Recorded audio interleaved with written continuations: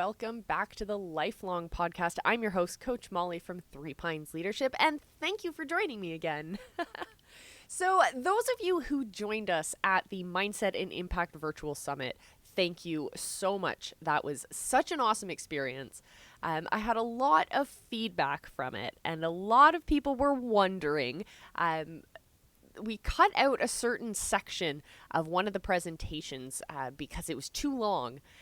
And I wanted to share that piece that we had taken out from the summit with you guys because it helps to paint a bigger picture. So if you're interested, stick around for that one. But make sure before you go anywhere that you connect with me on all of my different social platforms. Find me on YouTube, Instagram, Facebook, Twitter, all of the fun stuff. Touch base with me all over the place there. All right. So I was mentioning the Mindset and Impact Virtual Summit. So that happened earlier in July. It was a super awesome experience. I'm so glad to have all of those incredible speakers. And today I'm going to share with you a segment that wasn't at the summit. So this is only appearing now. You guys are hearing this exclusively.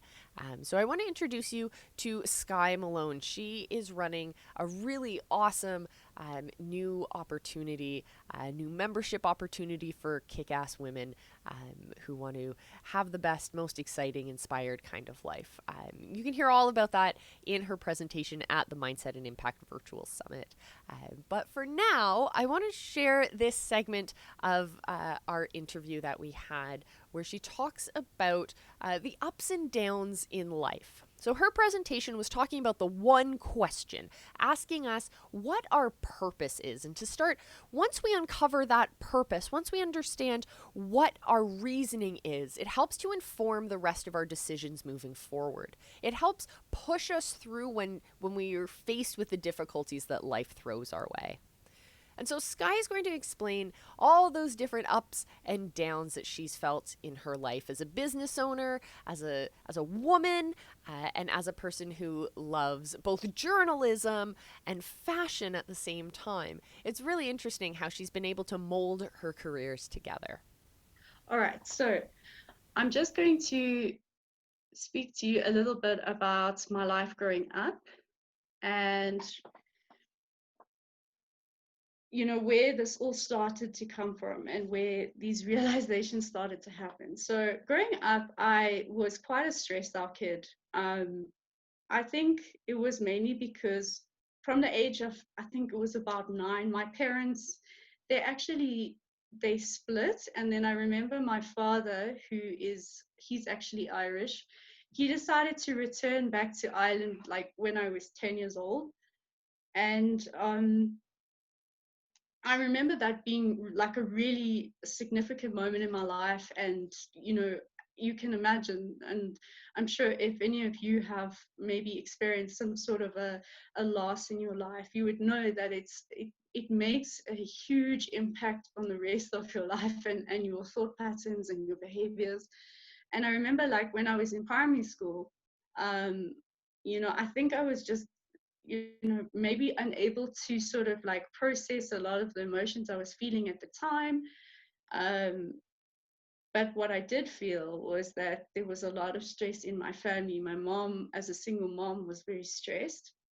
And so I became super independent. Um, I was somebody who was an A type student. I always just pushed to try and get the best marks.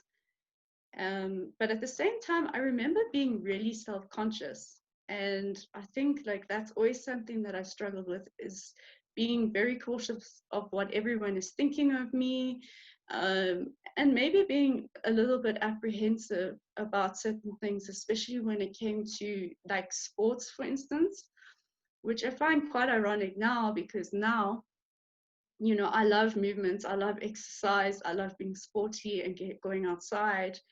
But I think then, I just felt like I didn't really have, the support or the confidence boost maybe of a dad. And I just felt like really, um, I felt a bit more comfortable with just focusing on the academic side of things. Um, and I think as I headed into high school, I started to, or actually before that, I remember there was one very important thing that I think probably changed why I'm doing all these more sportier things now. I remember, I think it was grade 7, and I was like, I think 13 years old, and I did everything in my power to try and become a a school prefect. And I remember they had this weird system at the time that if you didn't quite make the cut, they would make you a monitor and not a prefect. I think they may have taken that away now, but I remember I asked them. I said, "Yeah, but why?" Because I've done everything to try and be one, and they just the reason behind it was they told me that I wasn't assertive enough, and I think that just I couldn't believe it when they told me that. I said, "Is that the reason?" And I actually thought about it for a while, and I thought, you know what, maybe I actually I'm not, because I don't tell people what I actually want, like what I need, what's going on with me. And eventually they did make me a prefect because I chose to prove to them, listen, I am assertive enough. And I remember they made me a prefect like maybe 2 weeks after that. And so, what I'm trying to say that there again is that it's important to be able to tell people and assert yourself. Like, you need to assert what you need, what you want. You need to own what you're doing. And and I really think that by learning your one question, which we're gonna start learning to define, it really, really helps. So as I started heading into high school, I think I started to realize that I wanted to start challenging some of like these fears that I had, and I started to realize that it's important to come out of your shell and to not be afraid to tell people what it is that you need or want. And I think I started to slowly start doing that. I do, however, remember in high school feeling quite unsettled. Um, I know that, my mom was traveling quite a lot during high school. We had quite a lot of financial problems, and I remember I had to get a job and I had to work part-time in high school as well. So I just remember sort of just getting on with it, um, basically. And I really just had to learn to sort of adjust and just sort of go with what was happening and just do my best at whatever I could do. And I really just had to accept the situation. But the thing is, I always knew that I didn't want to settle. So I didn't want to settle for what was happening around me at the time. I knew that, living must be better than this. It doesn't need to stay like this. And I knew I had to keep striving to improve what I was currently experiencing. The other major realization was that in my schooling life, as I said, I would get really stressed. And I think I still suffer from it, and I still try to find ways to really like control it. But I would start, everything with me, it manifests physically. So the more stressed I would get, the more sick I would get. And as a kid, I was always sick, and I think it really started to irritate my mom, to be honest. And I think it irritated me because I couldn't figure it out, like why I would get like that, and sort of like try and get away because I was just too stressed. And that is another reason why I believe that being able to assert yourself is so important, so that you can, ask for help when you need to ask for help. It's okay to need like, support in some way. Um, and yeah, so now I understand that if I'm feeling stressed, it's time to maybe take a rest, to maybe tell somebody, like to maybe get a friend or have someone just keep you motivated or just to vent to. It's really, really important to have that place to go to. And I think as I started getting towards matric year, this was the point in my life where it was time to start looking at the options of where I was going to go next. And I knew like it had to be something concrete because, we weren't in a financial position for me to take a gap year or like figure things out. I kind of had to make a decision quite quickly. And I always knew that I loved nature. I think since I was a little girl, I was reading books on like marine biology and um, dolphins, and just always trying to find out like more about our existence and basically like what are we doing here. I knew I was creative because my mom's an artist, so I would, I had that gene, and um, I knew I knew I also loved dancing because although I didn't do sports, I did dance, and I knew it used to like really make me happy. And I was quite curious at like why that was, and I think at the time I didn't understand it. But I didn't quite know how to like choose which route I was going to take because when you make that choice, it is quite a big one, and I had to make, as I said, a quick choice. And so then the other important thing was that I was always very, like I said to you, self-conscious.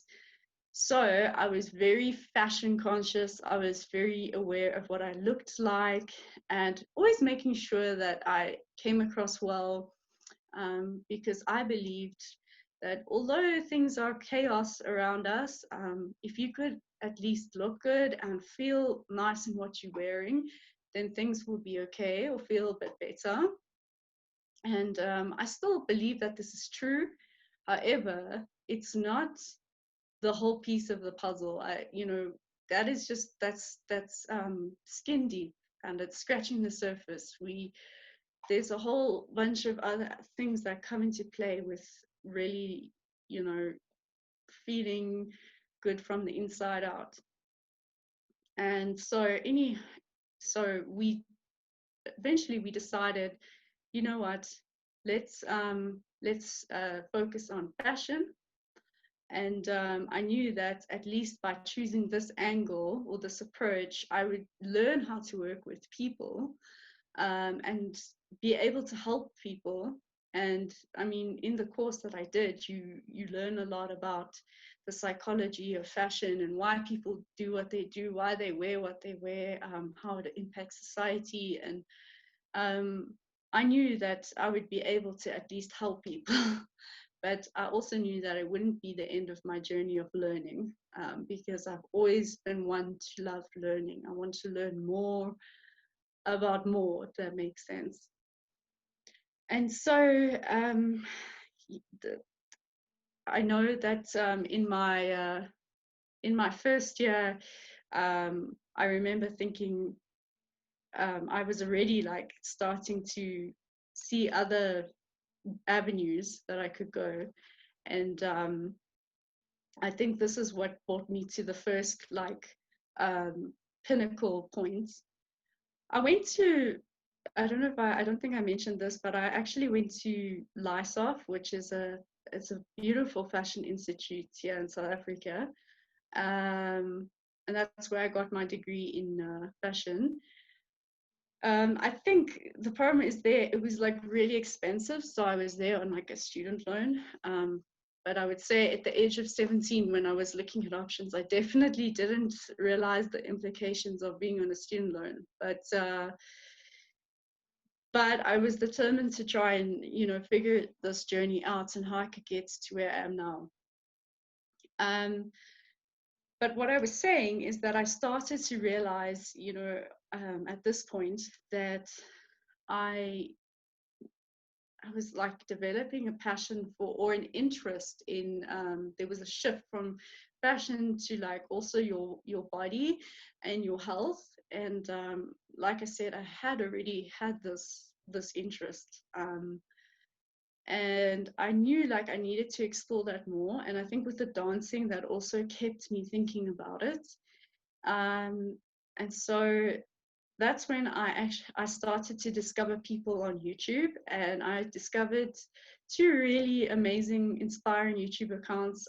I discovered Rebecca Louise and Boho Beautiful, and I think like when I discovered them, they're like these amazing fitness yoga channels, and I think I was just completely, I fell in love with like their brand, um, the lifestyle. They were helping millions of people, inspiring people, moving, you know, they had their image going. And I think that's when I realized and it clicked that I so desperately wanted my own brand, and I knew that I also wanted that lifestyle.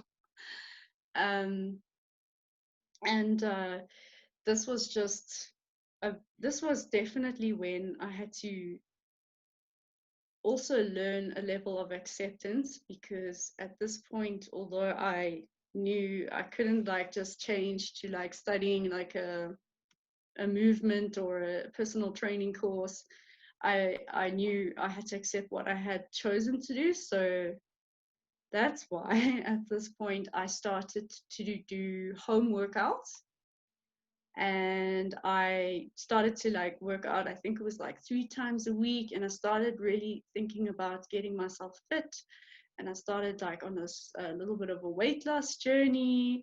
I started to discover all these things on my own, and then I started to study a Pilates course online, and then a yoga courses and resistance training, and I was doing all of this, but I didn't really tell anybody. I was just really determined to try and get more knowledge in those areas because I knew I was going to need them. And so I think in my third year, I then obviously I got my degree. Um, I also at this point chose to move out of the house. I was only 21. Moved out of the house, out of my mom's house, and moved in with my boyfriend Craig at the time. And I think at this point, because I knew I had to get a job, I knew like I didn't have the financial support or the backing. So I knew I had to get a job.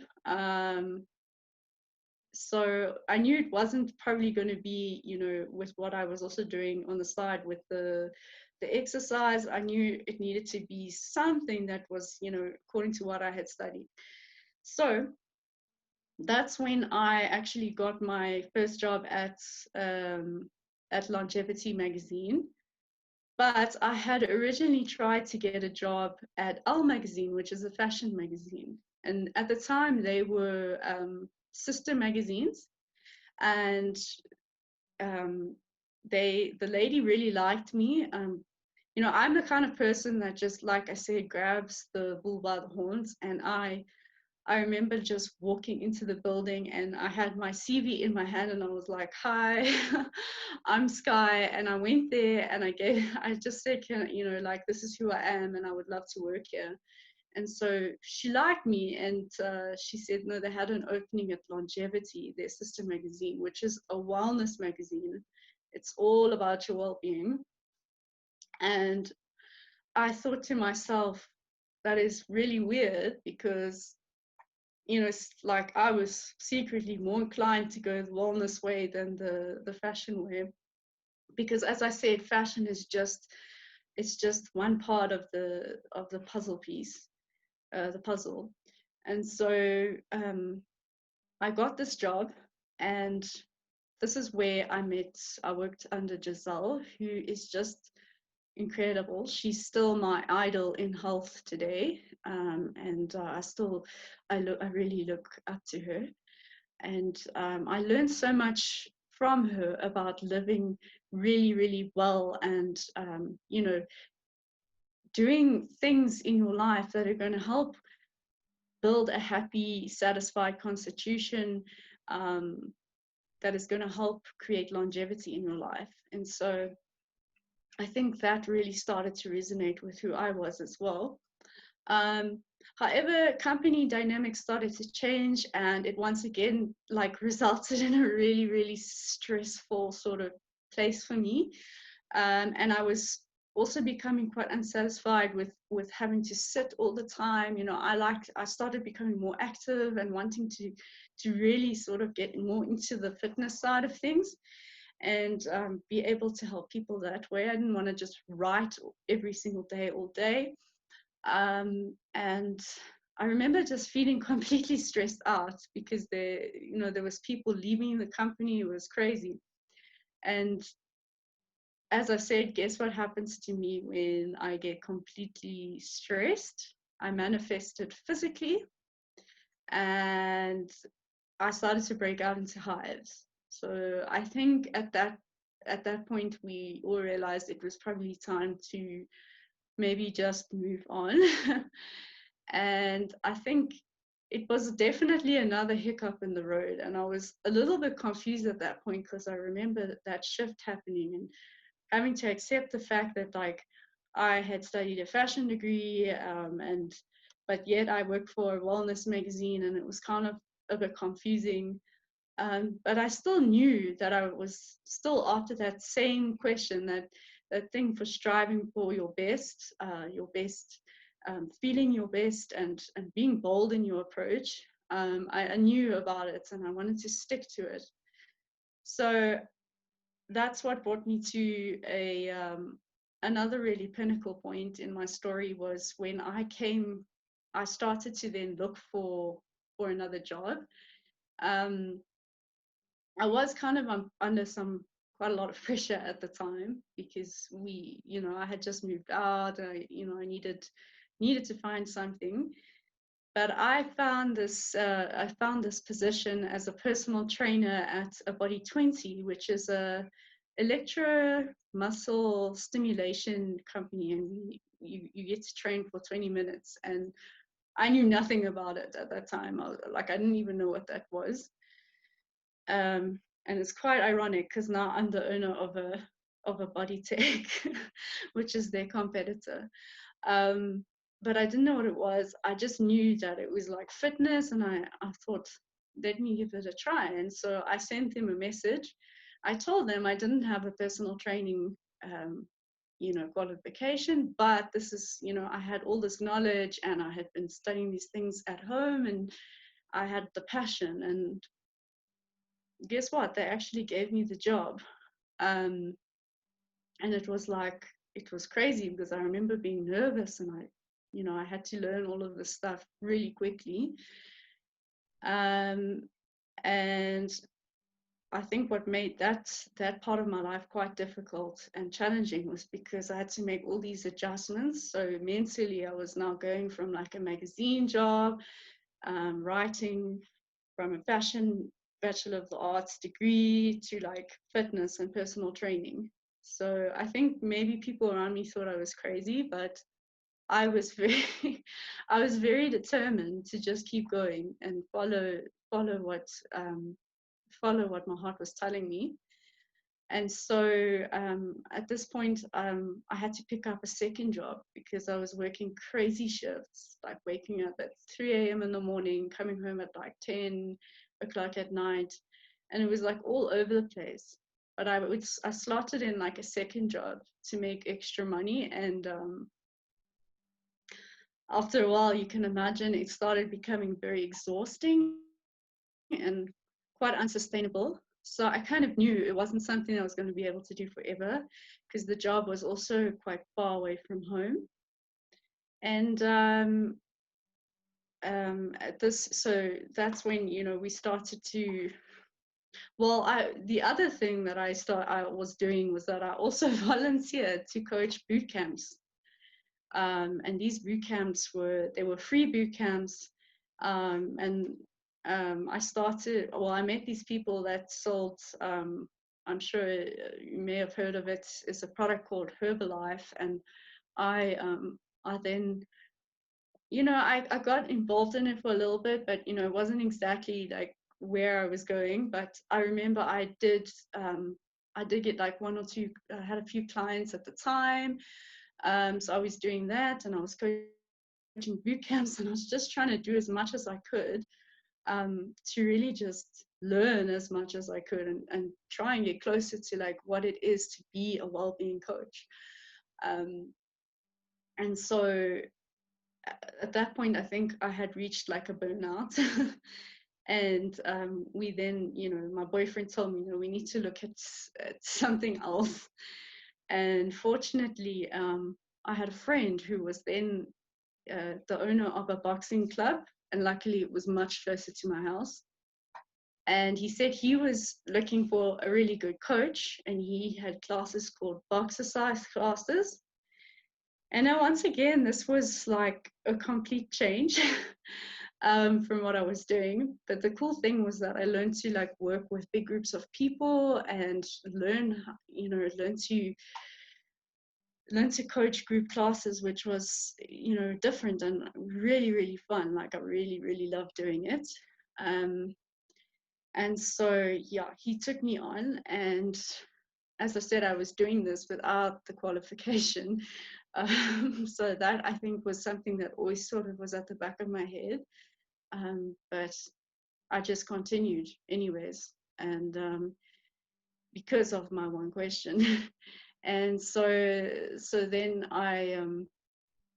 the problem is these boxercise classes, they were like high impact cardio intensive classes, and it was like an hour long every single session, and I was doing like 3 back-to-back sessions at a time.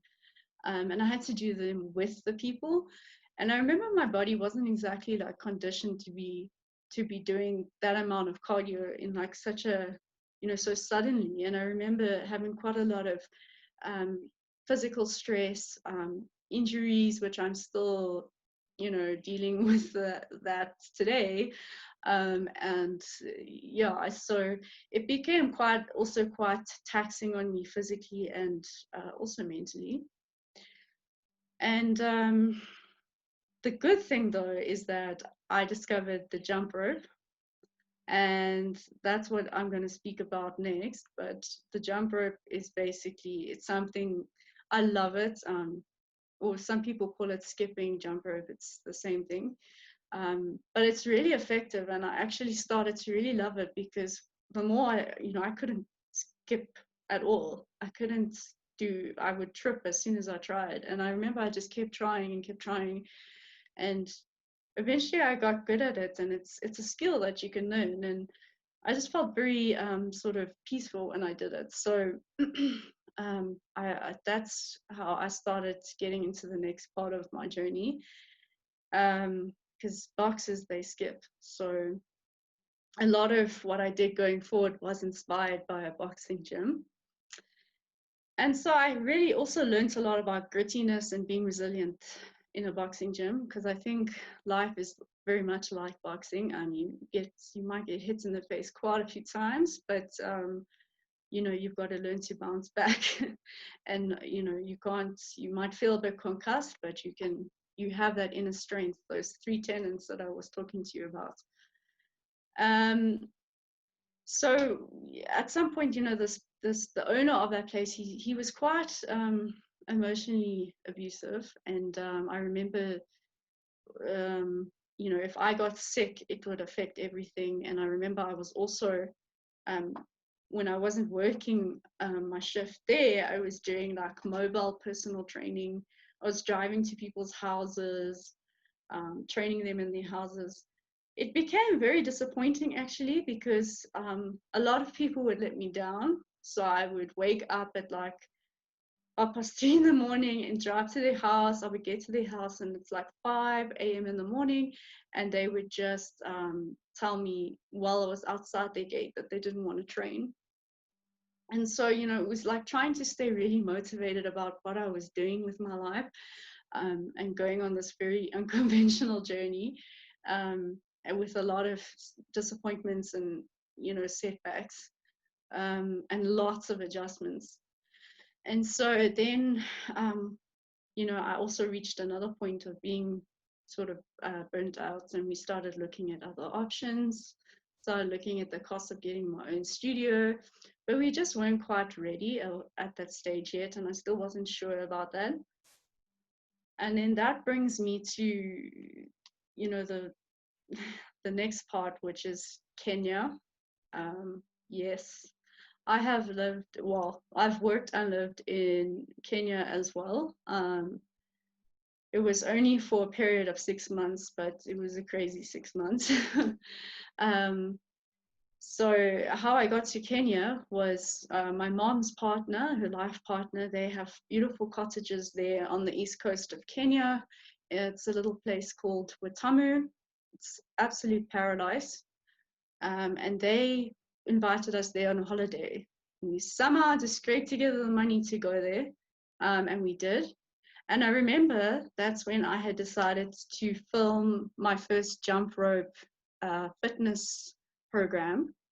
And I remember I kind of wish I had taken more of a holiday now when I think back.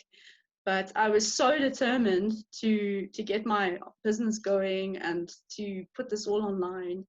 And I remember my boyfriend and I, every single day, we woke up and we just shot tons and tons of content, which we probably had no strategy or like any thought of how it was going to actually work out. But we just started filming all these jump rope workouts and, just really using the scenery.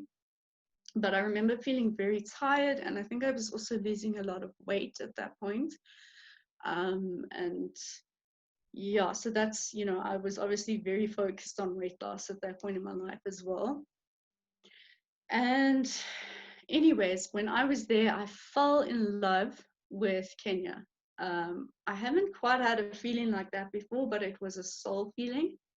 And I think we need to all look out for those soul feelings sometimes, because that's a connection that means something in terms of your destiny. And this is where the dream, for me, the dream phase of my story started to really kick in.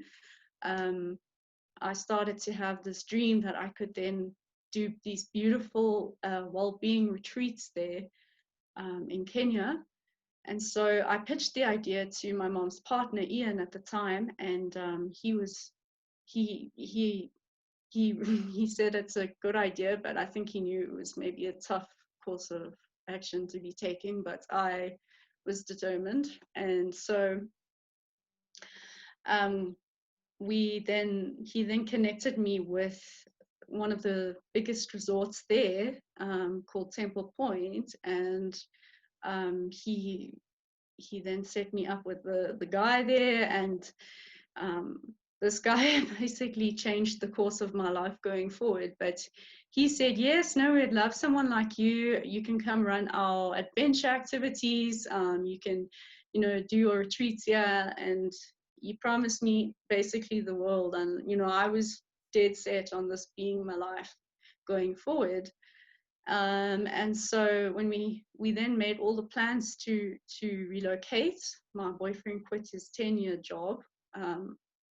So he was in a comfortable job at the time, so it was a very risky sort of move, but we had solidified things, so I thought. And so I was I wanted to make this insane change for my life, because I feel a connection towards the ocean and nature and helping people. And so we went to Kenya, and it ended up being a really stressful situation once again. Financially, it was quite hard on us. We had to move about 5 times, move different houses, trying to find a place to stay, which, as I'm sure you can imagine, is very unsettling. And it was unsettling, and it caused a lot of anxiety. And while I was doing this, I was trying to get used to my new job there, and I was building this retreat program, and I was trying to stay really strong. And I remember I had to have I had to have an emergency eye operation in Nairobi, which is also in Africa. So I was, that put more stress on the situation. And I remember the recovery process to be quite difficult. And so the thing that started to scare me at that point was the fact that the hotel wasn't really taking what I was trying to implement there very seriously, and they weren't implementing the things they were meant to be implementing. And so I kind of got bad feelings already, and I think I had that gut feeling, and I really started to, we started to really push my Scuzzy Fashion Fit jumper program, and we, trying to make the online business work even better, because I had this feeling that, something was going to go wrong. I tried to get my own retreats going, and I kid you not, I got a phone call. I think it was like 6 months, like in the 6 month marker. I got a call from him saying, you know what, they overinvested and they couldn't afford my services anymore. And so, um, yeah, it was like a big dropping. Um, and I think I hit like a really all-time low. Um, I was also aware that I had like a problem with eating. I knew I wasn't eating enough. I knew I was very underweight. I was probably over exercising at that point, way too stressed, pushing myself further and further. And we just, I think we couldn't. Um, I hit a really dark point, and I think we knew we had to come back. We had to come back home, and so we did. And that's where it brings me to the last really like most most third most pinnacle point was I call it this the realignment phase of my life, basically. And this is probably where I had to adjust the most, or maybe it's better for me to say readjust. When I got back, as you can imagine, I hit probably like a really rock bottom point. For me, it was a rock bottom point. Somebody who is always so strong and just pushes through, pushes through. I was at a point where I felt like I couldn't anymore. And I felt completely let down. I felt angry, resentful. And I also just started to doubt my life choices and like, why did the universe take me on this journey? Why was I doing all these things? For what reason, if it was only just for my dream to be crushed like that when I was so close? Um, and I remember I wasn't in a good space mentally. And so when we came back, we had to move in back with my mom, my boyfriend, and myself. And this was like the worst thing for me because I am super independent, and moving back in with your parents was definitely not what I wanted. So that was a big, thing to take in. Um, and so but we knew we had to sort ourselves out. We had to, sort our life out and fix the situation. So we were looking at plan B. And we knew we had some inheritance coming through, but, who knows when we would get that. And I got a part-time job at a Body Tech, which is the competitor of Body 20, because I knew the EMS, the electrical muscle stimulation equipment and style. And the lady that owned that studio was fortunately, very luckily, selling her second studio. And so I said to her, I jumped on the opportunity and I said, look, I don't have the money right now. I don't, but I'll take it from you and I will look after it. Because she was desperately trying to hand it over. She couldn't deal with it anymore. So we jumped on it. And I think it was only 3 months after I got back from Kenya, we were already like off on a plane to Cape Town, to go on the franchise training. And I remember asking myself again and again, like, why am I doing this? What, like, this has got nothing to do with what I actually wanted. And it was a very difficult point for me because I actually had to let go of my original vision. I had to let go of my dream and my business for a while, um, and just focus on what was important, which was solidifying something. Um, and so so after the franchise training, we then, when we came back, I then said, no, enough's enough. I can't wallow like this forever. I was really not in a good space. I was very angry as well. And so I checked myself into a Kiso Crescent Clinic, which is the mental rehabilitation center that I was talking about. And I took the action, and I asked myself again and again, is this what you are wanting? You want to be better. You've always wanted to be better, so don't just accept it. And I went there, and they really helped me. They helped me with my eating disorder. They helped me with the depression that I was going through, and it was just, it was a if I think back, a good experience, because that is where I had that shift happen. That is where I realized, a transformation was taking place. And that's where my one question became very, very clear to me. Um, and so I think after I got out of there, it was only about like a month later, and this pandemic hit us. And so coronavirus happened, and we were very, very stressed at that point because, um, as you can imagine, we had just invested in the studio, and we had to close it down because we had some very strict lockdown regulations happening in South Africa. And so we closed that down. However, I have never felt so grateful in my life because I saw it as a gift from the universe, to allow me some time to heal. And I don't see like how any other way, like it wouldn't have been possible for me to be given time like that to then focus on what I truly want to be doing and who I am. And yeah, it allowed me the opportunity to work on this incredible platform and helping other people figure out what their one question is and how they're going to persevere and grit it out. So that is what brought me to where I am today. And I think I really just had to learn, in that last part, I had to really just learn how to realign a few things. It didn't mean that I had to change what my vision was. It might have mean just taking a few step back, but at the same time, you got to keep going. You got to keep that vision in mind.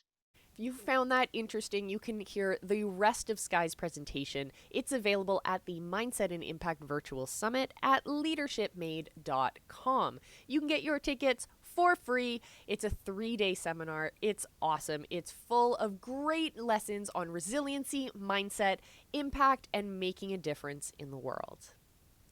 All right, everyone, that's the end of this episode. I will see you again next week for another interview from the Mindset and Impact Virtual Summit. Until then, everyone, remember, I love you, and be excellent to each other.